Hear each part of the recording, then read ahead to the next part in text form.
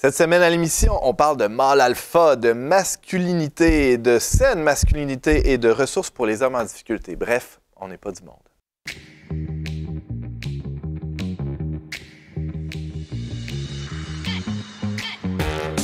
Bonjour à tous et bienvenue à votre magazine Foi et Culture. Ici Antoine Malenfant, votre animateur pour cet épisode spécial consacré aux hommes.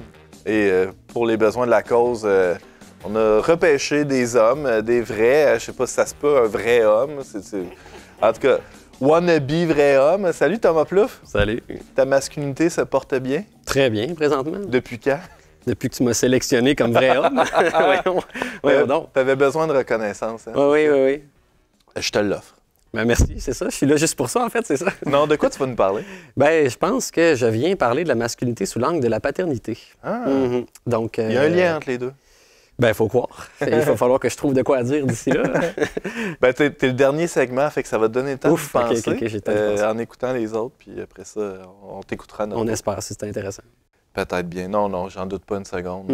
Rappelons, là, pour ceux qui ne te connaissent pas, parce que oui, il y a des gens qui te connaissent moins, on les plaint, mais on va essayer de pallier le problème.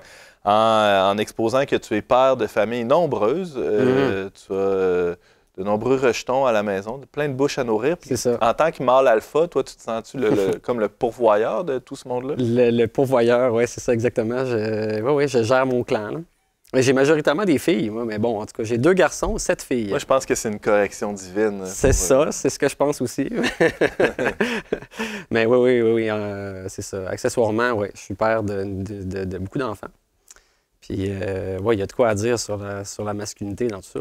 C'est ça, c'est ça. Donc, ce sera en dernier segment. Merci d'être là, Thomas. Pour la toute première fois sur le plateau d'On n'est pas du monde, Paul-Émile Durand, bonjour. Bonjour, ça va bien? Ça va très bien. Tu avais collaboré avec nous en 2019. Tu avais écrit un texte sur... comment on avait appelé ça? Hein? Il me semble qu'il y avait un beau Il y avait un titre accrocheur, là, Voici l'homme, en gros. Ah, Ecce Homo. Ecce Homo, oui, en latin. C'est toujours mieux en latin. Ouais. Mais ouais, en gros, c'est qu'est-ce qu'il y a dans un homme, qu'est-ce qu'on voit, qu'est-ce qu'on constate, puis qu'est-ce que ça nous dit de l'homme.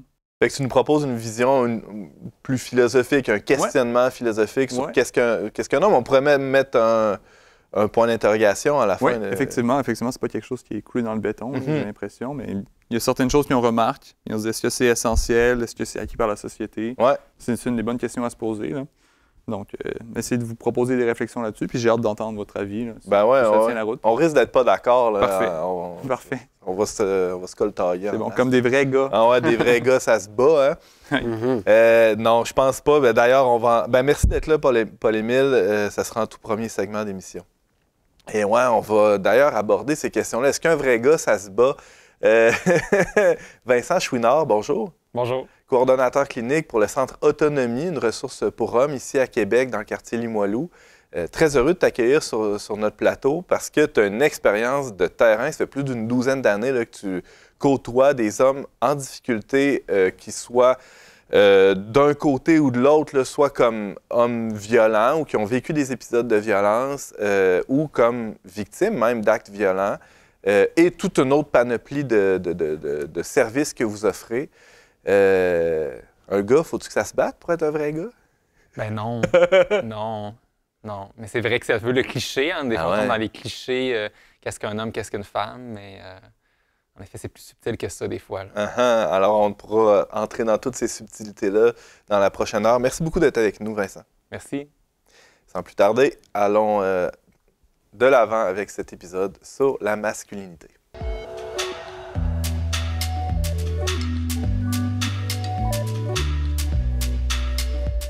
Paul-Émile Durand, bonjour. Salut. Tu es séminariste pour le diocèse de Montréal. C'est en plein ça, exactement. Mais tes paroles n'engagent que toi aujourd'hui. Hein? Oui, exactement. Tu parles pas au nom de non, ni de l'Église de Montréal, ni du séminaire, ni de qui que ce soit. Là. Fait que tu as le droit de dire des niaiseries, c'est correct. Je suis là pour ça, c'est bon. Super.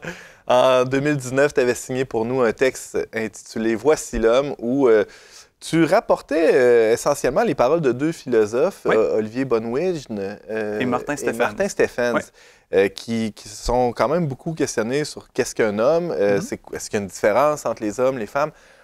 Je ne sais pas trop par où commencer cette discussion-là parce qu'il y a tellement d'angles possibles. Peut-être d'une manière très étymologique, là, c'est un peu plate, mais vu que tu es philosophe, on va en profiter. Ben oui. C'est quoi être viril? C'est quoi un homme? Justement, j'ai une petite question quiz pour vous. Je me suis demandé justement comment on pourrait aborder ça, comment on pourrait se poser la question. Puis il y a un dicton assez connu d'Aristote, je suis sûr que vous allez pouvoir le compléter. In medio stat... Statistique. Stat virtus. Ça vous dit quelque chose, ça, non? Quand on demande à Aristote, c'est quoi la vertu? Puis il y a un jeu de mots étymologique sur vertu, comme potentialité, force, mais aussi virilité. Il y a comme une étymologie commune. Puis c'est ça, quand il définit la vertu, il dit c'est quoi? C'est le milieu entre un vice par excès, puis un vice par excès de trop ou un vice par excès de manque. C'est, mettons, le courage. Un exemple, oui. Oui, un courage. Par exemple, quelqu'un qui est courageux, je sais pas, d'aller aider quelqu'un qui traverse la rue, il va y aller, pas de problème. Mais si c'est une autoroute, tu ne vas pas traverser. T'sais. Ça, c'est être téméraire, c'est être trop. Puis si c'est dans une petite ruelle, mais que tu juste dis, ben, je suis bien en pantoufle, puis je ne vais pas aller aider la personne en face qui a besoin d'aide à sortir ses poubelles ou quoi que ce soit, là, c'est pas... C'est un manque de courage. Ouais. Fait qu'il y a comme une question d'équilibre, puis c'est ça que je me suis rendu compte en repensant à tout ça, ce que j'avais écrit. C'est le fun de relire ce qu'on a écrit. Vraiment, la masculinité, je pense qu'il faut le voir comme un équilibre. Parce qu'il y a une force, il y a une puissance en l'homme, qui, on le voit, là, les gars, bon, on en parlait tantôt, mais dans le développement, il y a un moment où on aime ça se battre, se comparer les uns aux autres, il y a une espèce d'esprit compétitif pour voir ce qu'on vaut, voir ce qu'on est capable de faire. Mais le but, c'est pas juste d'avoir une force ostentatoire qui écrase les autres, qui tasse tout le monde, ça sert à rien. Puis en fait, ce qui est vraiment plus intéressant pour comprendre la masculinité, je pense, c'est de le voir comme une puissance, une capacité. C'est quoi la différence entre une puissance et une force? Ouais, c'est ça, tu viens d'un peu l'aborder, mais pour que ce soit clair, là, la distinction entre force et puissance. Ben, il y en a une justement qui est en puissance, puis l'autre est en acte, on pourrait dire. Ouais. Pour reprendre des notions aristotéliciennes, mais on n'a pas besoin de l'exprimer puis de le manifester pour être certain qu'on l'a. Je pense qu'un homme qui est confiant, qui se rend compte qu'il a déjà vécu ses limites, dans un sens ou dans l'autre, qui se dit « OK, je suis vraiment bon dans tel domaine, je suis vraiment très mauvais dans tel autre domaine », il sait, il se tient où en lui-même. Il n'a pas besoin de se prouver continuellement. Exactement, c'est ça. Il sait qu'il a la force en lui, il sait qu'elle est là en potentialité, elle pourrait s'exprimer en cas de besoin, mais il n'a pas besoin de la montrer ou de la mettre en action à tout bout de champ. Ah, regarde comment je suis fort. C'est un signe de faiblesse. C'est comme si je lève la table ici, là, pendant l'entrevue, c'est pas vraiment utile. Non, c'est ça. On sait que tu es capable. Je pense qu'on serait tous capables. On pourra tester à la fin si tu veux vraiment. Ben là, en êtes-vous vraiment certain? Il y a des bonnes chances que oui. Mais ça, moi, je pense qu'il y a une question de puissance, oui, mais pas toujours appliquée et extériorisée. C'est-à-dire, je suis capable de faire des grandes choses, je suis capable de bouger le monde, mais je ne vais pas nécessairement le montrer à tout le monde. Puis justement, c'est là que ça devient intéressant.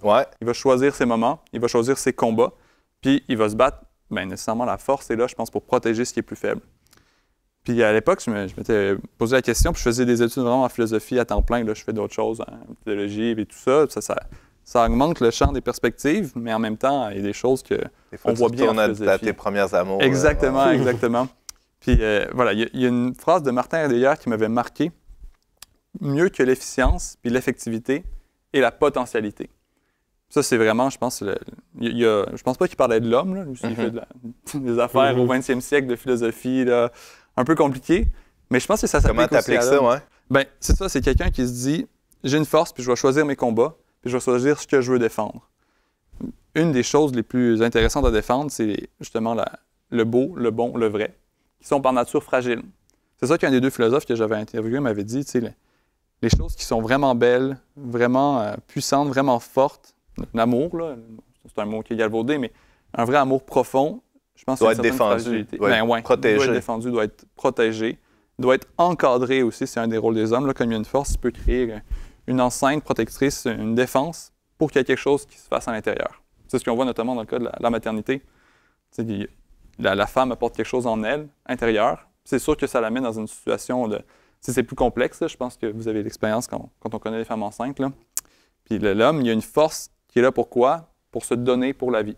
Il a donné la vie, puis ensuite, il permet à la vie d'avoir un cadre favorable à se développer. Que la femme enceinte puisse avoir cette période, entre guillemets, de vulnérabilité-là, avec l'esprit un peu plus tranquille, c'est-à-dire sachant qu'il y a quelqu'un à côté d'elle pour l'aider, pour la supporter, pour des choses aussi bêtes que d'autres tâches dans la maison, où là, peut-être que le gars, il faut qu'il s'enlève les doigts du nez spécialement pendant ces moments-là. Au niveau physique, physiologique, mais au niveau aussi peut-être émotionnel, relationnel, spirituel, tout ça. L'homme est là aussi pour donner des conseils, pour aider. Puis bien sûr, c'est comme toute bonne personne, tout bon accompagnateur, je pense qu'il ne va pas tordre le bras. Il va proposer à l'autre, puis il va le laisser dans sa liberté. Bien, justement, on le voit dans des contextes même politiques, là, on ne fera pas trop de liens induits ici, là, mais l'expression de la force, bien souvent, est l'aveu d'une faiblesse. Absolument. C'est-à-dire, si tout d'un coup, là, je frappais sur la table ici, c'est que j'aurais déjà perdu le contrôle de la discussion ou de... Vous voyez ce que je veux dire? Ouais. C'est ça. En fait, je le vois bien aussi quand je me fâche avec les enfants à la maison. Plus je hausse le ton, c'est comme si je suis en train de leur dire j'ai perdu le contrôle de ce qui se passe. Il y a quelque chose en amont qui a échoué là, pour que j'en vienne là. Fait que effectivement, souvent, c'est un aveu de faiblesse. L'utilisation, excusez-moi, de la violence comme directe puis frontale, on pourrait dire. Ouais. Et la force, je pense, est beaucoup plus efficace, utile quand elle protège puis elle donne le contexte. Justement, quand tu es préventif, de dire, OK, là, vous arrêtez de vous ostiner. Je ne sais pas, il est à qui le morceau de Lego, mais vous arrêtez de vous battre. Je vais vous mettre un contexte, vous allez vous parler l'un à l'autre. Marc, il va parler à Jean, puis là, on va s'entendre. Je pense que là, la force... J'utilise mon autorité, ma position dans la famille de père pour placer ce contexte-là où il va pouvoir arriver la paix, finalement. Dans une résolution de conflit, exactement. C'est intéressant, ça. Ouais. Comment tu vis ça, toi, Thomas, à la maison? Ben, tu réussis à contenir ta potentialité tout le temps? Moi, ça dépend aussi de ce qu'on a eu comme héritage. Mais tu sais, moi, j'ai eu un héritage où on parlait beaucoup pour gérer les conflits. C'était beaucoup par la parole. Fait que au début, c'était moi, je sermonnais.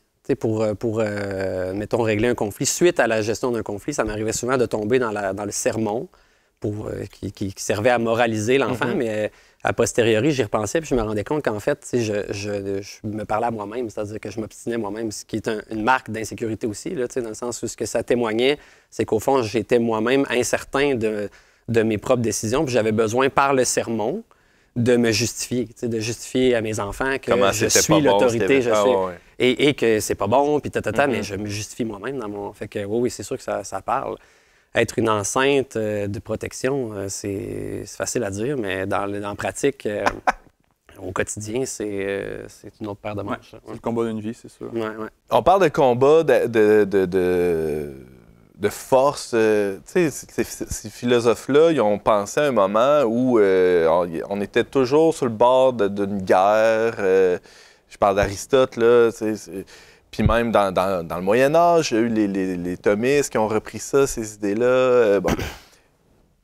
Le contexte est différent. Est-ce que ces concepts-là valent encore? Est-ce que, il n'y en a plus de menaces? En tout cas, peut-être dans d'autres pays, oui, mais ici, au Québec, cette combativité-là, cette force-là, elle devient encore plus caduque, non? Bien, je pense qu'il peut y avoir des conflits puis des guerres au milieu de la famille. Puis on va sûrement en entendre parler tantôt, là, mais il peut y avoir des guerres dans la maison. Dans la société aussi, il peut y avoir des conflits latents. Puis si on a délaissé les armes, je pense qu'on peut avoir pris des armes intellectuelles ou autres, ou des conflits. Je pense que les conflits humains, c'est assez universel dans notre dimension. On est homme, puis tant qu'il y a des hommes puis des femmes, ben, il va y avoir des conflits. Là. Ouais. Tant parce qu'on ne s'entend pas ou parce qu'on a des intérêts différents. Puis je pense qu'on peut vivre notre masculinité pour aider justement à résoudre des conflits puis pas mettre de l'huile sur le feu.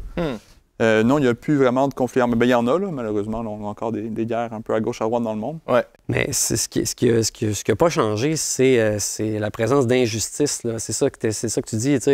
Des injustices, il y en a tous les jours. Là, et il y en a dans nos réalités familiales parce qu'en fait, les enfants sont constamment en train de voir des injustices partout. Là, mais il y a des injustices, puis tu l'as bien dit tantôt, la justice, c'est quelque chose de fragile, puis pour l'affirmer, des fois, il faut l'affirmer avec colère. Puis ça, c'est quelque chose aujourd'hui qu'on a bien de la difficulté à aborder parce que c'est très difficile. Il y a une saine colère, par exemple. C'est difficile de se mettre en colère, mais de rester mesuré par souci de la justice sans que ça déborde puis que ça vienne faire mal.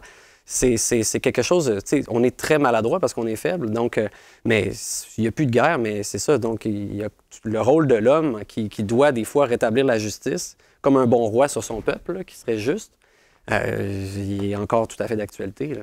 On parle de l'homme là, comme si c'était une catégorie ou des qualités qui sont exclusives à l'homme. On peut retrouver ça chez certaines femmes aussi, cette force-là, toute cette potentialité-là. Est-ce que c'est vraiment exclusif, ce que tu décris là, Je pense Paul-Émile? pas. Non, je pense que... Puis bon, la force, c'est un terme qui est général. Là. Oh, ouais. Force, puissance, c'est des choses qu'il va falloir éventuellement distinguer. Là. Mais je pense qu'il y a une grande force aussi dans la femme, mais qui va se manifester autrement, qui va être présente à d'autres moments. Déjà, une force, je pense, de résilience, une force physique aussi, je pense, de porter les enfants, tout ça. C'est quelque chose qu'on n'a jamais expérimenté, puis je pense qu'on n'expérimentera jamais. C'est comme impossible de comparer, ouais, c'est ça. Ouais, je pense que vous pouvez en être témoin, là, d'avoir vu vos femmes, puis d'avoir une certaine résilience. Donc, il y a une force qui est différente. On se sent très faible. Ouais, je pense on que... se sent très, très, très faible à côté de cette force-là. Les femmes sont capables de vivre. Tout à fait. Non, il y a des complémentarités des forces, je pense. Oui, effectivement. Je serais curieux d'entendre Vincent là-dessus, là, sur justement cette colère-là. Est-ce qu'il y a des moments où la colère est saine, où elle doit s'exprimer? Ou, Mais moi, je dirais que comme clinicien, la colère, c'est toujours bon. La colère, c'est une émotion. C'est comme il y a les émotions de base, la colère, la tristesse, le dégoût, la surprise, la joie. Je veux dire, c'est tout l'anxiété. C'est tout bon, c'est nécessaire. Hein? Notre cerveau limbique, il fait ça pour des raisons. Là. Tous les mammifères ont ces émotions-là. Puis l'agressivité, ben, c'est un peu l'expression de cette colère-là. On va savoir que quelqu'un est en colère parce qu'il manifeste de l'agressivité. Comme vous sauriez que je suis triste si je pleurais. Ça serait l'expression de ma tristesse. Ouais. L'agressivité, on va voir tes comportements changer, tu vas être plus tendu. C'est ça, brusque, Ouais. le ton de voix. Donc, j'ai tout un non-verbal ou du paralangage que vous allez tout de suite détecter que je suis agressif. Là où c'est un problème, c'est la violence. C'est ça qui est problématique. C'est ça aussi qu'on va expliquer aux hommes qui viennent nous rencontrer. Okay? La colère, l'agressivité, c'est correct. Le problème, c'est la violence. Il y a moyen de séparer ces choses-là. Et des fois, je pense non seulement, que les gars comprennent ça, puis voient comment je peux exprimer et utiliser cette colère-là de manière non violente pour qu'elle soit pertinente. Parce que si je suis en colère, c'est que je vis une agression, là, réelle ou perçue, mais il se passe quelque chose. C'est pas pour on rien peut pas que mettre je ça me sous le colère. tapis comme si de rien n'était. Non, mais c'est ça. C'est que toutes les émotions m'indiquent quelque chose sur moi. Alors, il faut que j'en prenne acte. Tu sais, si je suis heureux, si je pleure, si je vis de l'anxiété, il se passe quelque chose. Ouais. Mon corps m'envoie ces signaux-là. Mais c'est après ça, c'est comment je vais le gérer. Et peut-être que je pense maintenant, dans la société actuelle, un des problèmes aussi, puis des fois que les gars sont en réaction à ça, c'est qu'on va vraiment surréagir peut-être à l'agressivité des gars, où on va avoir peur qu'ils deviennent violents, où on va confondre la violence et l'agressivité. Et c'est là que les gars vont peut-être se sentir culpabilisés, gérés, pas entendus, pas écoutés.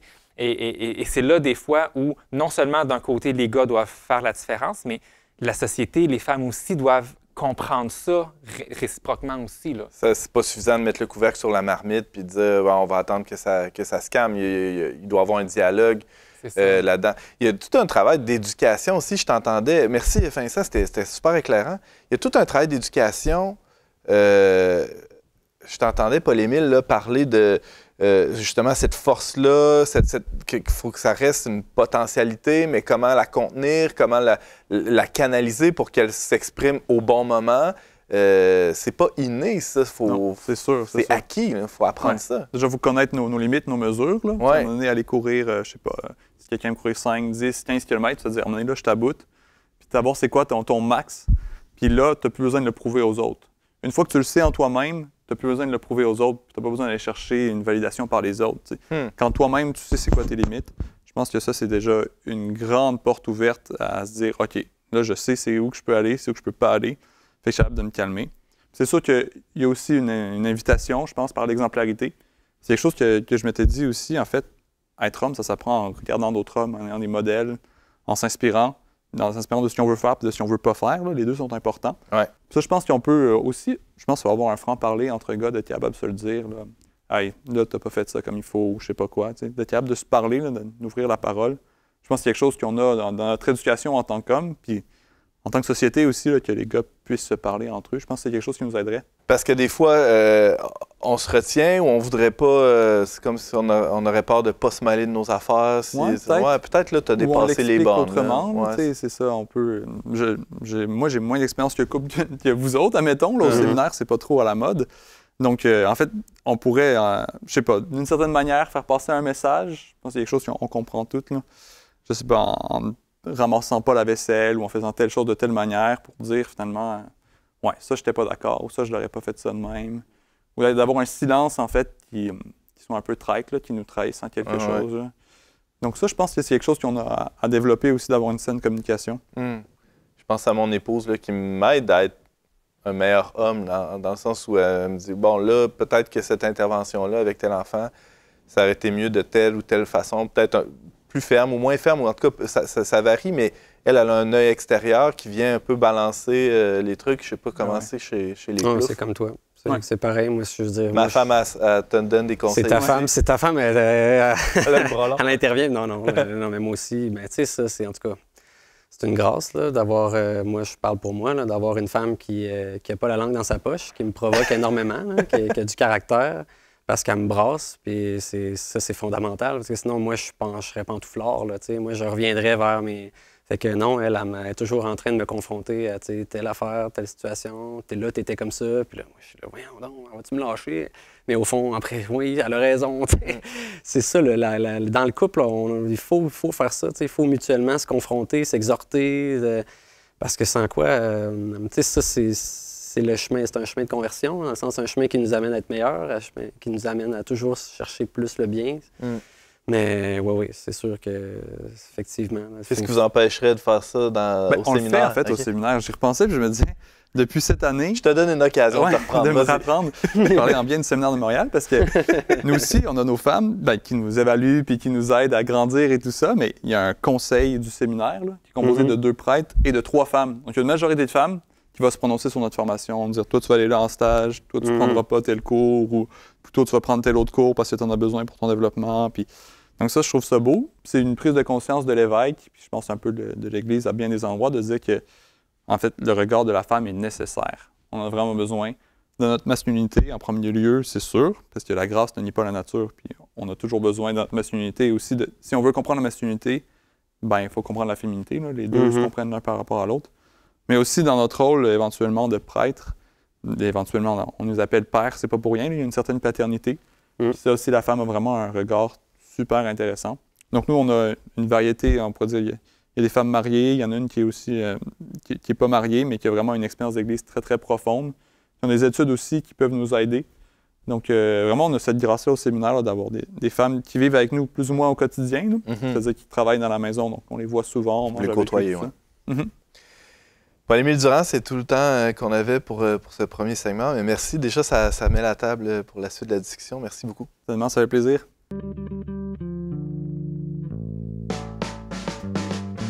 On n'est pas du monde est une émission produite par l'équipe du magazine Le Verbe. Pour vous abonner gratuitement et recevoir 8 numéros par année, visitez leverbe.com/abonnement. Vincent Chouinard, coordonnateur clinique au Centre pour hommes Autonomie à Québec. Bienvenue, on n'est pas du monde. Merci. Très heureux de t'accueillir. Je me posais la question en préparant cette émission. Est-ce que c'est rare, un centre de ressources spécialement dédié pour les hommes en difficulté? Est-ce qu'il y en a d'autres, par exemple, au Québec? Absolument. Je dirais qu'il y en a dans toutes les régions. OK. Souvent, il y a un peu... C'est bicéphale. Il y a beaucoup dans toutes les régions, souvent un organisme qui vient en aide aux hommes ayant des comportements violents. Ça s'est développé à travers les décennies. Mais aussi, souvent, des fois, c'est dans le même endroit. Ouais.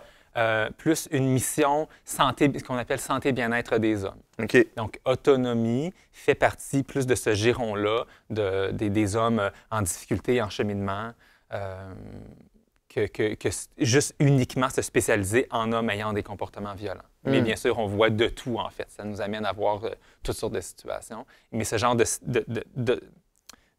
d'organismes comme autonomie, il y en a partout là, sur le territoire du Québec. OK.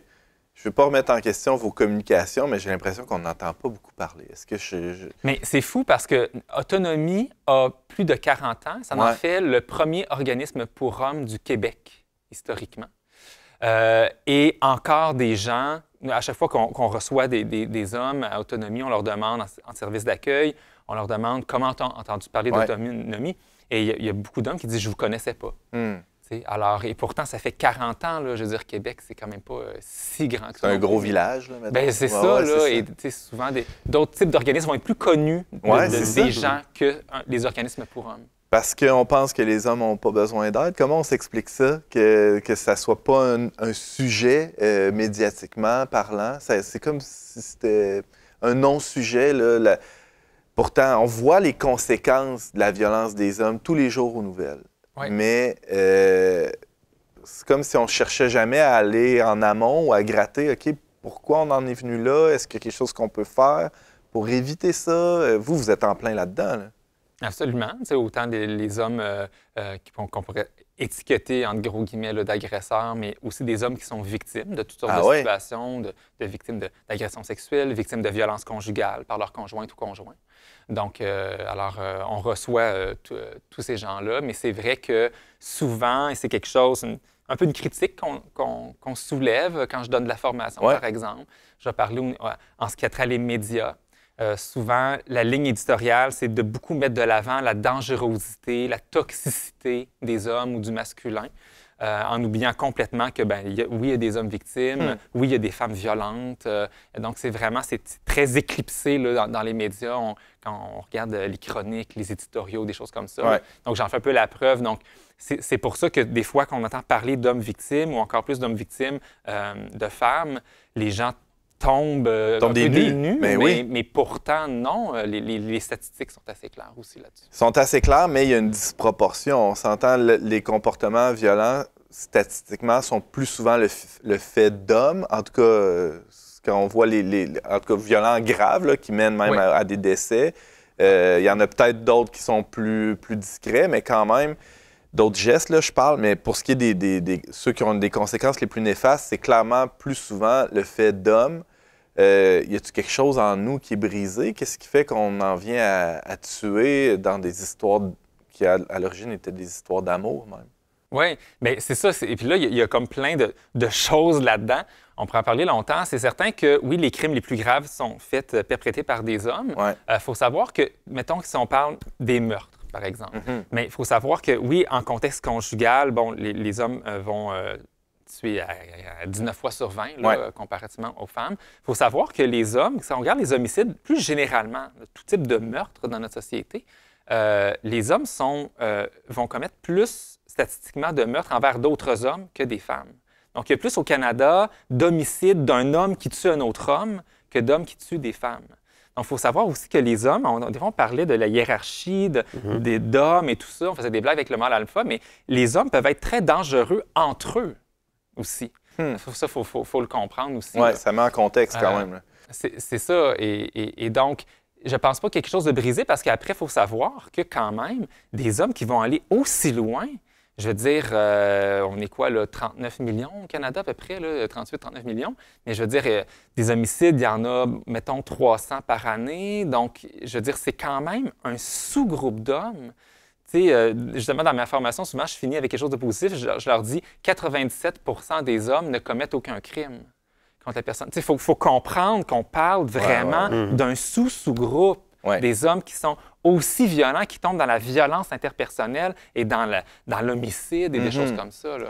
Sans même aller aussi loin, c'est très éclairant ce que tu dis, Vincent, sans aller aussi loin que le meurtre, tu l'as évoqué, il y a la masculinité qu'on dit, là, c'est utilisé ad nauseam, toxique. Hein? Et ça associe deux concepts, le fait d'être homme et le fait d'être toxique, presque de manière automatique, en tout cas assez souvent. Quel message s'envoie, ça? Bien, c'est certain que déjà, moi, je vais souligner le double standard de ça parce qu'on parlera peu ou jamais de féminité toxique.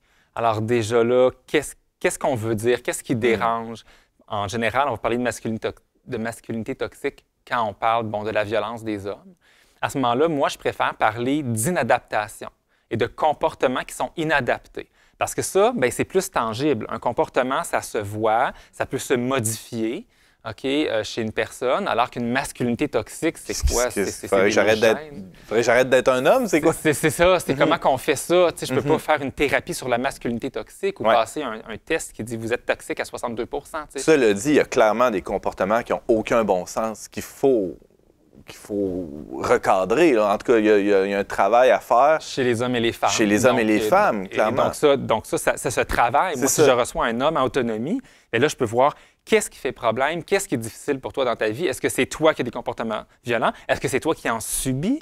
OK? Et de voir ou qui en a subi. Qu'est-ce que vous offrez là, comme accompagnement, comme service à autonomie, Donc, par exemple? on a des services de groupe et des services individuels. OK. Le groupe, c'est intéressant. On en a beaucoup sur différents aspects. C'est très puissant de se retrouver justement en gang de gars, de parler. Mettons, moi, quand j'anime un groupe pour les hommes qui ont été victimes d'agressions sexuelles dans l'enfance, par exemple, le groupe en soi est thérapeutique, de se retrouver avec d'autres hommes qui ont vécu ça. Okay, c'est très tabou, ça, pour des hommes d'avoir vécu ça, que ce soit un agresseur ou une agresseuse.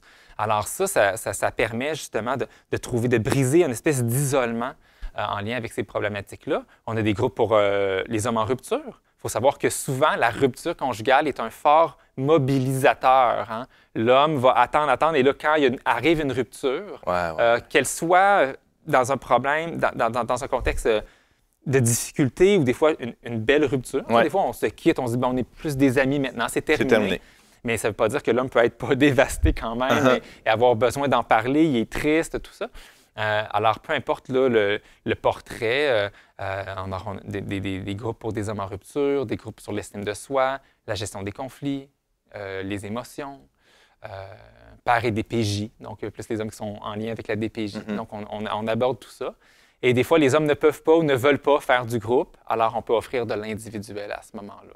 Un soutien plus un à un. J'imagine un profil type, là, un gars là, qui a dépassé les bornes, il s'est fâché, il a lancé des assiettes chez eux. Je sais pas, sa blonde a eu peur, elle a appelé la police, ou je sais pas. Puis là, il débarque chez vous, soit à cause qu'un juge lui a demandé, ou par prise de conscience. Hein. J'ai déjà rencontré quelqu'un qui m'avait dit j'ai besoin d'aide, je pense qu'il faut que j'aille consulter. Il débarque chez vous. Qu'est-ce que vous faites concrètement? Comment vous l'accueillez, cette personne-là? Bien, la première étape, c'est toujours un service d'accueil. Donc, on s'assoit avec lui puis on va voir c'est quoi tes besoins, c'est quoi tes difficultés, qu'est-ce que tu fais ici, comment tu penses qu'on peut t'aider. Donc, on évalue un petit peu. Généralement, on va lui poser des questions. Est-ce que tu consommes? Y a-tu de la toxico? Y a-tu des problèmes de santé mentale connus? Qu'est-ce qui est arrivé? Puis toi, est-ce que tu sens que tu as besoin de changer ou pas? Puis qu'est-ce qui devrait changer selon toi? Fait on va tout débroussailler ça avec le gars. Et c'est là qu'on va voir, est-ce que nous, on est la bonne place pour l'aider ou pas? Des fois, il faut plus se référer vers le réseau, vers la psychothérapie ou des choses différentes, vers le médecin. Ça n'empêche pas que nous, peut-être, on va pouvoir aider sur certains aspects. Ouais. Et c'est là, à ce moment-là, si c'est la réponse, c'est souvent complexe, hein? Des fois, il y a c'est ça, c'est multifactoriel, là, souvent, les problèmes. Là. Et on sait que les gars ont tendance, une petite différence homme-femme, les gars ont tendance à attendre à la dernière minute, il est minuit moins une, ou il est rendu minuit et 5. Parce que madame est partie ou justement le couple a explosé. C'est ça. Il est trop tard. Des fois, quand on parle de comment qu'on éduque les garçons à être forts, à être celui qui règle les problèmes, celui qui n'a pas de problème. Alors, quand on dit, mettons, les femmes et les enfants d'abord, ça veut dire que c'est le gars en dernier. Là. Alors, lui arrive, puis il est souvent un peu trop tard, où les choses sont vraiment rendues un peu catastrophiques, puis il a besoin d'aide maintenant, puis il veut que ça soit vite, puis il veut... Alors, donc, c'est assez typique là, de certains gars. Ouais. Alors, donc, on va regarder qu'est-ce qu'on peut faire assez rapidement pour l'aider. Mais bien souvent, il y a un travail à long terme aussi qui doit s'entamer à ce moment-là. Tu viens de l'aborder rapidement, Vincent Chouinard, je rappelle là, que tu es coordonnateur clinique pour autonomie à Québec. Il y a une différence entre les gars et les filles. Est-ce que tu as l'impression qu'on a tendance à l'amenuiser ou à la diminuer ou à la mettre sous le tapis, ça aussi, cette différence-là, comme si, bien sûr, il y a des caractéristiques, il y a des éléments qu'on va retrouver autant chez les gars que chez les filles qui vont s'exprimer plus ou moins fortement de part et d'autre, mais y a-t-il des différences vraiment? J'oserais pas dire essentiel, mais naturel, qu'on retrouve surtout, disons, chez les gars? Bien, tu sais, c'est une question souvent de moyenne. C'est certain que, tu sais, Parce que, tu sais, il y a tout le côté, bon, qu'est-ce qui est un déterminisme biologique, Ouais. qu'est-ce qui est un déterminisme social. Des fois, les deux sont un peu enchevêtrés. Dans mon bac en psycho, on nous disait que c'est 1 fois 1 égale 1. Là. Tu sais, je veux dire, ça. c'est autant biologique que social. Et, fait que c'est difficile d'extirper ça. Ouais. Et On de ne peut pas voir. trancher ça au couteau. Ça vient de tes gènes ou ça vient de ton éducation. C'est imbriqué C'est ça. bien Puis, souvent. et toute la variabilité, souvent, je vais dire, il y a plus de différences entre les hommes eux-mêmes et entre les femmes elles-mêmes qu'entre la moyenne des hommes et la moyenne des femmes. Ah, Sur c'est toutes intéressant, sortes de ça. choses. Mettons le Ouais. QI. Tu sais, le gars le moins intelligent Ben oui. et l'homme le plus intelligent, la différence, et la différence entre la femme la moins intelligente et la femme la plus intelligente au niveau du QI, là, j'entends. Ben, c'est très, très large, Comme alors que la spectre, ouais. moyenne du QI des hommes et la moyenne du QI des femmes est Comparable. virtuellement identique. tu sais. Alors, donc, c'est là C'est une belle que- image, ça, ouais, pour montrer la diversité même à l'intérieur. J'imagine que vous recevez toutes sortes de gars aussi. Absolument. Ben, nous, on le dit beaucoup à Autonomie. Nous, c'est l'homme dans toute sa diversité d'origine ethnique, orientation sexuelle, d'expression de genre, tout ça, de revenus, d'éducation.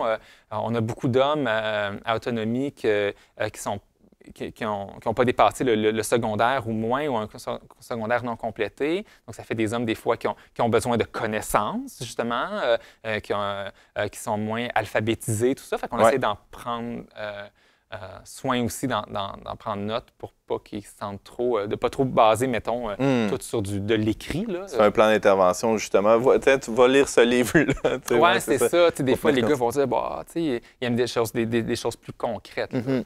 Donc, il faut s'adapter à ça. Est-ce que vous recevez des critiques? Est-ce qu'il y a des polémiques dans le sens où prendre le parti des hommes, c'est s'exposer quand même à la critique dans votre contexte, non? Oui, tu sais, moi, ça fait plusieurs années que je travaille là, puis des fois, j'ai l'impression d'être sur un petit fil de fer, là, de faire l'équilibre entre, tu sais, je vais-tu passer pour un méchant masculiniste, antiféministe, Ouais. ou là, tu sais, puis c'est drôle parce que des fois, on va nous reprocher des deux bords. Donc, si, mettons, sur notre Facebook ou dans une certaine situation, je vais dénoncer, mettons, ce que des hommes pourraient faire aux femmes ou montrer de la sollicitude envers les femmes, tout ça. Les dire, bon, c'est ça, vous êtes féministe, tata, c'est une affaire pour les hommes, puis là, vous prenez le parti des femmes encore, tout le temps les femmes, il y en a juste pour les femmes. Bon, alors je me le fais reprocher. Si à l'inverse, je dénonce la violence des femmes, si je dis, bon, des touches comme ça, ah là, c'est ça, vous êtes un démasculinisme antiféministe, il faut savoir que c'est bien pire les hommes que les femmes. Alors, tu sais, alors, des fois, quand je me dis que quand les deux bords me critiquent, je me dis que j'ai bien fait. Peut-être bon finalement. signe. Au Ouais. centre. Je me suis- On parlait de la trouvé vertu là, le milieu. tantôt, C'est là, ça, l'équilibre. exactement. Si tout le monde te critique, t'es que t'es à la bonne place. Probablement, oui. Ah, c'est intéressant ça, parce que il y a comme un... Ben, juste le fait qu'on soit ici, là, 4 gars, là, est-ce que c'est un problème? Est-ce que... bon, j'imagine les filles ricaner dans la régie, là, peut-être qu'ils vont faire du montage puis couper les Ouais. phrases qui font pas leur affaire. Et on verra les commentaires sur Facebook et YouTube. Mais... Non, mais c'est ça. Est-ce qu'on s'expose à, justement, bon, c'est bien comme si les gars avaient besoin, là, ils ont déjà bien des lieux de pouvoir, des lieux d'expression. On regarde les chroniqueurs dans les grands médias, on regarde les présidents des conseils d'administration. C'est des gars, encore dans la grande majorité des... Il y a un pouvoir symbolique, il y a un pouvoir économique, il y a un pouvoir culturel qui est encore dans les mains des gars majoritairement. Est-ce qu'il y a moyen de parler de ces choses-là sans avoir l'air d'être justement complaisant avec ces structures, ces dynamiques-là de pouvoir, de domination? Ben, j'espère, parce que, tu sais, sinon, tu sais, il faut faire attention. Tu sais, bien sûr, des fois, on parle de boys club. Ouais, comme ici, là, Ben, c'est c'est ça, c'est-tu un boys club? Ben, si c'en est un, pourquoi pas? Puis, qu'est-ce qu'il y aurait de mal à ça? Tu sais, je veux dire, tu sais, les sphères d'influence, tous sont diverses. Si je regarde, moi, le milieu de l'éducation ou le milieu des santé et des services sociaux, je veux dire, ça, c'est des girls clubs sur tous les étages, là. Je veux dire, puis des fois, mettons que moi, je reçois un père qui est en lien avec la DPJ. je veux dire, c'est quasiment juste des femmes intervenantes. S'il y en a avec des avocats, ça risque peut-être d'être une avocate, c'est des procureurs, madame la juge. Les gestionnaires qui s'occupent de son intervenante, c'est des femmes aussi. Je veux dire, il va être entouré de femmes. On va peut-être lui demander d'aller au CLSC ou d'aller trouver de l'aide. Et ça va être les psychologues, les travailleuses sociales, c'est presque juste des femmes. Donc, cet homme-là va se retrouver dans sa vie à ce moment-là entouré de femmes aussi. Puis ça va avoir un enjeu. Là. Il y a des enjeux de genre là-dedans aussi. Alors, tu sais, je pense que c'est sûr qu'on peut mettre beaucoup l'accent sur les zones de pouvoir. Puis c'est vrai qu'il faut quand même se réfléchir là-dessus. Puis c'est important de le faire aussi là, pour trouver l'égalité, l'équité dans tout ça. En même temps, peut-être qu'on a tendance à oublier qu'il y a des sphères plus féminines où les hommes vont aller graviter aussi. Et à l'école aussi, bon, tu es enseignant, je veux dire, ça aussi, ça a des enjeux puis des conséquences sur comment les gars se perçoivent ou ce qu'ils vont vivre comme expérience comme gars dans ces zones-là. Thomas, oui. C'est un peu, tantôt on parlait d'injustice, mais je pense que il y a un peu comme un processus inévitable qui fait que hommes et femmes ont souvent tendance à se voir en compétition l'un contre l'autre, alors que dans les faits, ils sont en pleine complémentarité. Dans la nature, mâles, femelles ne vont jamais entrer en compétition l'un contre l'autre. Ils se situent en complémentarité. D'ailleurs, ça prend un mâle et une femelle pour donner la vie. C'est comme un fondement de base qu'on ne peut pas discuter. Là. Sauf en de très, très, très rares occasions. Là. Mais sauf que c'est hommes et femmes, mâles et femelles, sont complémentaires. Ils sont faits pour être en équipe, pas en compétition. Puis tu sais, moi j'aime bien, c'est-à-dire si on y va plus dans la spiritualité, tu sais, Dieu divise, puis il a divisé entre autres jour, hommes et femmes, il a divisé jour et nuit. Mais de la même manière que le jour et la nuit, les plus beaux moments dans la journée, c'est à l'aube puis au crépuscule, c'est-à-dire au moment où les deux s'unissent. Lorsque le jour et la nuit s'unissent, c'est là que c'est le plus beau. Autant les deux existent séparément. Ça fait pleurer, c'est beau, c'est profond. Mais il ne faut pas pleurer, je pense, quand on est un homme. Je sais pas. Non, mais donc, les deux existent. Ça n'empêche pas de dire que les deux existent, mais dans la complémentarité, on a quelque chose de bien plus grand que dans le conflit, le combat. Mais c'est un peu inévitable qu'on soit toujours en train de regarder l'autre, dire est-ce qu'on va un jour s'en extirper complètement? Je sais pas, je pense que ça revient parce qu'on est différent. En fait, on a de la misère à être complémentaires. J'aimerais terminer une dernière petite minute là-dessus. Vincent, j'aimerais t'entendre sur on a un peu discuté, mais sur l'agressivité. Qu'est-ce qu'on pourrait faire dans nos milieux, dans nos familles, dans les écoles, pour garder un bon niveau, j'oserais dire, une saine colère, une saine agressivité, pour éviter de verser dans la violence. Comment ça peut s'exprimer, ça, cette drive-là qu'ont les gars, des fois les filles aussi, puis qui cherchent une place pour se dire. Comment on pourrait avoir des milieux plus accueillants ou bienveillants là, pour ce genre de comportement-là sans que ça devienne justement étiqueté, toxique, violent, etc. Oui, bien, de comprendre que peu importe que ce soit un garçon ou une fille, l'agressivité en soi, c'est pas un problème. Comme je disais, c'est la violence qui l'est. Parce que la violence, c'est un choix. C'est pas mon choix nécessairement d'être en colère ou agressif, quoique je peux des fois avoir des perceptions qui vont augmenter cette colère-là ou cette agressivité-là. Donc, des fois, avec, par exemple, un homme, c'est juste de dire « OK, tu es en colère », puis de prendre le temps de dire « OK, qu'est-ce qu'elle veut dire, cette colère-là? Pourquoi je suis en colère? Qu'est-ce qui est en train de m'arriver? » Et puis, après ça, d'utiliser cette colère-là pour être pertinent par la suite. La violence va pas... Maintenant, là, on n'est plus des hommes préhistoriques. Là. C'est très rare que la violence va résoudre un problème. Si je suis en colère parce que j'ai une facture qui est rentrée ou en colère parce que ma toilette ne marche plus, la violence, briser encore plus ma toilette ou déchirer l'enveloppe de facture... Ça règle rien. Ouais. Ça règle rien. C'est pour ça, c'est de dire, tomber, au lieu de ruminer sa colère, dire résolution de problèmes est pertinente. Puis des fois, ça touche les gars de dire comment je pourrais être. On est des brouillards, on veut régler des problèmes. Je vous entends parler beaucoup d'injustice. C'est vrai que souvent, les gars, dans mon groupe pour gestion des conflits, ils disent hey, moi, là, l'injustice, là, ça me met. Là.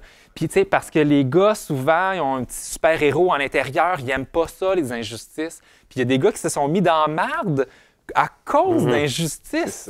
Qui ont vu puis qui voulaient régler l'injustice, qui ont fait un Superman, puis là, ils se retrouvent avec des voies de fait. Puis des... mais à la base, ils voulaient régler un problème. T'sais. Alors, ça, de se dire aux garçons, leur donner une trousse d'outils, peut-être plus pertinente, mais sans venir essayer de leur censurer puis de leur faire sentir coupables. Valider qu'il y a des combats qui sont nobles, qu'il y a des expressions aussi de l'agressivité qui sont adéquates, adaptées, puis d'autres, clairement pas. Là. Valider ce qui est valide, ne pas valider ce qui n'est pas valide. Puis de sentir que le gars, il est valide dans son sentiment de justice, dans sa colère de qu'est-ce qu'il vit, et maintenant, comment il peut l'utiliser de manière pertinente. Vincent Chouinard, coordonnateur clinique pour le Centre Autonomie ici à Québec, un centre de ressources pour hommes. Merci beaucoup d'avoir été avec nous.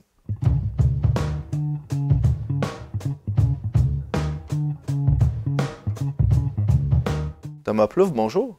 Bonjour Antoine. Thomas, quand es-tu devenu un homme? Je me suis posé la question toute la semaine. Suis-je un homme? C'était ma première question. Suis-je un homme? Ouais. Je l'ai demandé à ma femme, puis elle a pris le temps d'y penser. C'est quoi sa réponse? Elle a dit de plus en plus. Mais c'est une réponse qui peut se déployer de plein de façons. De plus en plus. Pourquoi elle a dit ça? J'ai trouvé ça très intriguant. J'ai beaucoup réfléchi. Je me suis dit, quand on pense à suis-je un homme, ou plutôt la définition d'un homme, on a tendance, c'est ça, on en parlait tantôt, à l'opposer à la définition d'une femme. Dire homme en opposition à la femme. Alors que dans les faits, on devrait plus le voir sur le continuum garçon qui devient un homme, dans le sens le continuum de l'enfant à l'adulte. Finalement, un homme, ce serait un garçon devenu adulte. Les différences sexuelles dont on a un petit peu parlé tantôt, qui existent chez l'enfant, entre les enfants, entre les petits garçons et les petites filles, même s'ils sont des fois subtils, ils existent, mais ils n'empêchent pas que de part et d'autre, chacun doit devenir adulte. Puis un garçon devenu adulte, c'est ça un homme. Bon, c'est quoi un garçon devenu adulte? Étymologiquement, c'est quelqu'un qui est tourné vers l'autre, qui est prêt à penser à l'autre avant lui-même, contrairement à un enfant qui est tellement égocentrique. Exactement. Puis c'est pas mutuellement exclusif, on l'a dit tantôt. Là, je veux dire, la femme peut très bien aussi... La femme peut devenir adulte. La femme peut tout aussi. Non, mais au sens de la loi, elle peut voter même depuis quelques années. C'est formidable. Mais oui, donc effectivement, tu l'as dit, si un garçon devenu adulte, c'est un garçon qui met de côté son ego. Et c'est aussi, moi j'aime bien l'image, là, on a aussi beaucoup parlé du fait que les hommes avaient un côté pratique, avaient un côté concret, avec l'homme, le garçon, pour devenir un homme, il a besoin de s'enraciner, dans le sens où il a besoin de s'installer puis de se déployer dans la terre, dans quelque chose de concret, là, puis de s'enraciner quelque part. Un garçon qui va devenir adulte en âge, mais qui va vivre sa vie là, toujours en voyage, toujours à l'extérieur, qui n'est jamais capable de se poser. C'est un garçon qui, potentiellement, va avoir plus de difficultés à entrer dans ce qu'il est en tant qu'adulte. Il y a de la misère j'ai juste grandé, là. Il y a de la misère à s'enraciner. Ouais, se grander, je pense que c'est québécois, ça. Donc, le garçon doit s'enraciner, puis il a besoin aussi de s'engager. C'est s'engager dans quelque chose, que ce soit... une cause ou quelque chose qui est plus grand que lui. Puis en s'engageant, il déploie son sens de la responsabilité. Et le plus important, il expérimente sa faiblesse. Il expérimente qu'en fait, qu'il n'est pas à la hauteur de ce qu'il pensait être.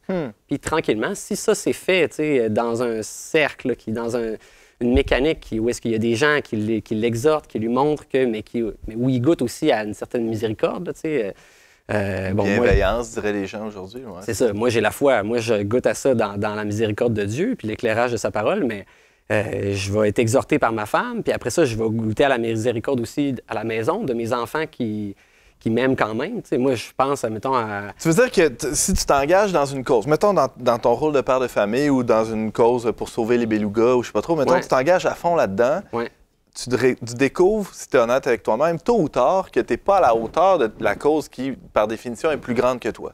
C'est ça. Et là, cette expérience-là d'humilité est formatrice et Te permet de grandir. Te permet de grandir. Te permet de grandir, oui. Ce que tu découvres, c'est Et que de devenir homme. tu n'es pas finalement le héros de l'existence des autres. Tu n'es pas... tu vas être le héros dans les choses simples, finalement. Et toutes les causes ne sont pas valables. C'est-à-dire qu'il y a des... si ta cause, c'est une cause qui t'amène vers soit qui est centrée sur toi. Mettons, moi, je veux devenir le plus... je sais pas moi, le meilleur sauteur à la perche là, aux Jeux olympiques. Ben, est-ce que cette cause-là, est-ce que ça va t'amener nécessairement à l'âge adulte? Pas nécessairement. Si c'est tourné seulement vers toi, c'est juste renforcer ton ego. Là, ton ego devient juste plus fort. Pour que cette cause-là te permette de renoncer à toi-même, il faut que cette cause-là soit un enracinement qui soit tourné vers les autres. C'est pour ça que la paternité est si forte, parce que la paternité, c'est ça. C'est s'enraciner dans un milieu familial qui est vraiment concrètement enraciné. C'est une maison, et goûter jour après jour à travers l'épreuve que sont les enfants, que c'est la vie avec son épouse, goûter à sa faiblesse, en fait, à son incapacité d'aimer l'autre, puis tranquillement, c'est voir devenir plus humble, puis... Mais c'est tout le contraire de la paternité traditionnelle, telle que charriée là, dans toute la critique du patriarcat. Je m'explique, c'est que on voit la paternité aujourd'hui de nos jours comme un lieu suspect là, de pouvoir, de domination. Je t'imagine très bien en tirant dans ton royaume, en tirant TY, là, pas en train de tirer. Là, mais, qu'est-ce que je dirais? Qu'est-ce que tu tires, je sais pas. Mais comme petit tyran de ton royaume. Mais là, ce que tu décris là, c'est plus une expérience d'humilité. C'est-à-dire que tôt ou tard, tu t'es confronté à... T'aimerais ça être justement un bon père, un bon époux, mais on n'est pas parfait, puis on n'est pas capable. Puis ça t'amène, je vais donner un exemple concret. Mettons, nous, on a 9 enfants chez nous, puis donc ma femme est tombée, puisqu'il n'y a pas de jumeaux, elle est tombée 9 fois enceinte. Puis les dernières fois où est-ce qu'elle est tombée enceinte, les derniers mois de grossesse, elle était très fatiguée. Donc, très fatiguée, ça veut dire qu'elle peut moins accomplir ce qu'elle fait d'habitude dans une journée, avec 6 mois à faire. Donc, ce qui fait que ça retombe sur moi. Ce qui, au début, moi, ce que j'avais tendance à accomplir en lui disant « c'est pas grave, je vais m'en occuper, inquiète-toi pas, je m'occupe de tout ». Mais je le faisais les dents serrées, c'est-à-dire que je le faisais puis je m'en suis rendu compte à force. Je me disais « mais je garde une rancune, c'est comme si je lui garde une espèce de... » Après, j'y envoie des pointes comme pour la... Tu l'aides, mais tu tiens un registre là, où tu comptes tous les beaux gestes que tu fais, toutes les bonnes actions. Mais à ce moment-là, c'est le petit garçon en moi là, qui se réveille. C'est le petit garçon qui lève le poing et qui dit « c'est juste, allez, il faut... » Mais cette expérience-là, à travers ma femme qui par sa nature, parce qu'elle a une grosse bedaine, elle est juste plus capable, cette obligation-là m'obligeait à entrer dans un âge adulte, c'est-à-dire à devenir adulte. De la même manière, lorsque les enfants sont petits, lorsqu'il faut que tu te réveilles la nuit, lorsqu'il faut que lorsqu'ils sont malades, lorsqu'il faut que tu prennes soin des plus petits, c'est comme si l'expérience de cette expérience-là, où est-ce qu'il t'est exhorté, tu te rends compte que dans le fond, voyons, je voudrais les aimer là-dedans, mais je suis pas capable. Ça t'amène à plus humblement, à un moment donné, devenir adulte, en fait. Tu n'as pas le choix, en fait. C'est comme si c'était un processus qui te tire vers Et tu deviens un homme au sens de ce qu'on a dit tantôt, c'est-à-dire que tu te mets à rendre service, tu te mets à te lever en pleine nuit, puis à prendre soin, puis tu te mets à aimer ta femme, puis tu t'en aperçois même pas. Tu te dis, voyons, ça me dépasse parce que c'est l'expérience de l'épreuve, puis d'être plus humble, te permet plus naturellement, en fait, par une grâce qui nous dépasse, après ça, de le faire sans chercher toujours à tirer là, comme un petit garçon là, vers nous. J'aimerais ça t'entendre, Vincent, là-dessus. Est-ce que tu es prêt à recevoir Thomas en thérapie là, dans votre centre pour... Qu'est-ce qu'on va régler ensemble? Pas grand-chose. Il y a des belles prises de conscience, c'est ça? C'est un beau modèle. Un homme à marier, coudonc. Oui, c'est ça. Déjà fait, je pense. Oui, je suis marié. La paternité, c'est vrai que c'est un beau motivateur pour des hommes. Des fois, on va leur dire, des hommes qui sont ambivalents par rapport au changement, ou qui ne savent pas trop, puis qui sont fatigués ou qui cherchent un sens. C'est ça, puis ou qui ne veulent pas aller voir le médecin, qui ne veulent pas faire ça. Puis on leur dit, j'ai pas besoin de tout ça, moi. Puis des fois, on va leur dire, est-ce que, c'est ceux qui ont des enfants, si tu le fais pas pour toi, est-ce que tu es prêt à le faire pour tes enfants? Est-ce que tu penses que ça va pas mieux pour tes enfants d'avoir un papa qui va mieux? Un papa qui dort mieux. Puis tout ça. Et là, tout d'un coup, là, c'est pas la même affaire. Parce que là, tu sais, ils veulent être des bons papas. C'est important. Ça donne tellement du sens à leur vie, là. C'est pour ça que des fois, justement, on parlait d'agressivité tantôt, les pères, et des fois en lien avec la DPJ, ils sont là, tellement là, à cran parce que c'est tellement important pour eux, leurs enfants, d'en prendre soin, tout ça, puis ils ont une vision de comment en prendre soin, tout ça, alors, c'est là qu'ils vont justement être agressifs ou tout ça, mais tu sais, alors ça, là, la paternité, là, d'aller chercher les gars, c'est très fort. C'est une bonne prise là, pour... Absolument, là, tu sais, puis...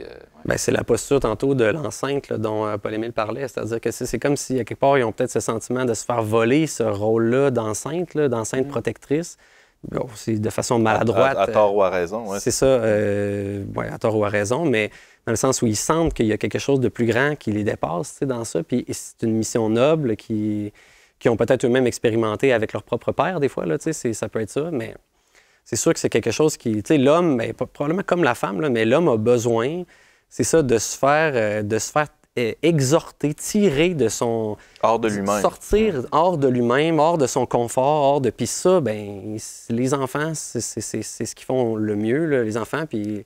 à travers la paternité puis aussi la vie conjugale, là, moi, je connais pas beaucoup d'autres moyens aussi efficaces là, pour se faire constamment déranger. Là. Ouais. Toute paternité, en fait, c'est un lieu de dérangement justement pour se donner à l'autre. Que ce soit une paternité symbolique ou charnelle. Ou spirituelle, oui. Thomas Plouffe, merci beaucoup pour ce témoignage. Finalement, tu n'auras pas besoin d'aller en thérapie, là, Vincent il l'a dit. Ouf, je suis rassuré. Merci beaucoup, Thomas. Vous avez un commentaire, une suggestion ou une question pour l'équipe d'On n'est pas du monde? Contactez-nous via les pages Facebook et YouTube du Verbe Média ou écrivez-nous directement à onpdm@verbe.com. C'est déjà tout pour cet épisode. Il nous reste quelques petites secondes pour ceux qui voudraient aller plus loin. Vincent Chouinard, qu'est-ce que tu leur suggères? Peut-être ce livre-là, c'est assez récent, La santé mentale au masculin, de Robert Whitley, qui enseigne là, à McGill.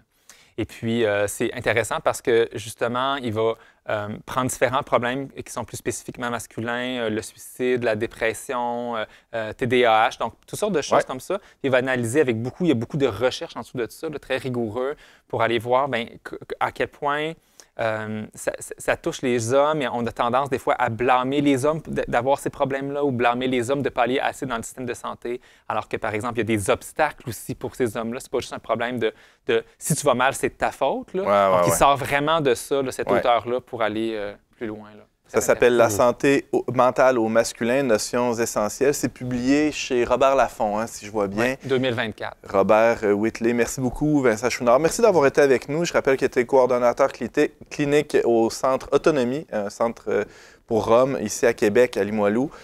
Paul-Émile Durand, je cherchais ton nom. Paul-Émile Durand, auteur aussi. Martin Stéphane, très prolifique. Ça vaut la peine d'aller voir ce qu'il fait. C'est vrai. Oui, sinon Fabrice Adjadj aussi, qui est très intéressant, qui est connu au Verbe. Je suis en train de lire un chroniqueur au Verbe d'ailleurs. C'est ça. Je suis en train de lire sur la paternité, justement, être père avec Saint-Joseph. C'est délicieux. Il a écrit des très bonnes choses. Il est très d'actualité, justement. Il suit un peu tout ce qui se passe aussi. Là. Je vous invite à regarder ses livres. Merci d'avoir été avec nous, Paul-Émile. On était très heureux de t'accueillir. Il y aura d'autres occasions. On va te réinviter, je pense. Plaisir.